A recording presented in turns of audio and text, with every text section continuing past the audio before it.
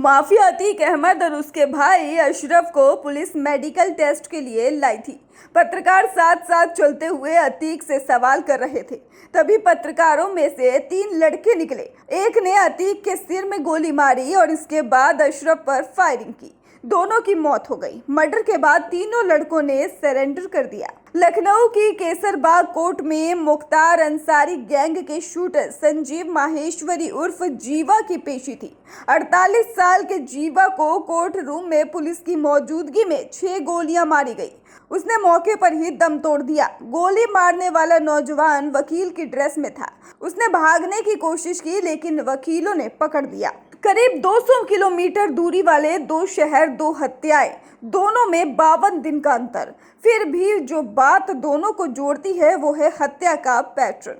आरोपी अरेस्ट है लेकिन अब तक पता नहीं चला कि उन्हें भेजने वाले कौन थे। जीवा हत्याकांड की जांच के लिए बनी एसआईटी को 22 जून तक रिपोर्ट सौंपनी थी लेकिन टीम रिपोर्ट नहीं दे पाई। पुलिस कस्टडी में अतीक अशरफ के बाद संजीव जीवा के मर्डर से चर्चा शुरू हो गई कि इन हत्याओं के पीछे कौन है। अतीक अशरफ की हत्या का केस हाई प्रोफाइल होने के बावजूद इसके मास्टरमाइंड का पता नहीं चला। संजीव जीवा के मर्डर के आरोपी विजय यादव से एसटीएफ ने पूछताछ की लेकिन पुख्ता सबूत नहीं मिल पाए। इन हत्याओं में एक पैटर्न दिख रहा है कि यह पैटर्न यूपी में नया है लेकिन मुंबई में डॉन दाऊद इब्राहिम अपने दुश्मनों को खत्म करने के लिए यही तरीका अपनाता था। हमने इसमें पैटर्न पर यूपी एसटीएफ के रिटायर अफसर और एक्सपर्ट से बात की। दाऊद की डी कंपनी का पैटर्न फॉलो करना। जी हाँ, इस थ्योरी को समझने के लिए हम रिटायर आईपीएस राजेश पांडे से मिले। Rajesh Pandey UP special task force और एंटी टेररिस्ट स्क्वाड के फाउंडर मेंबर थे।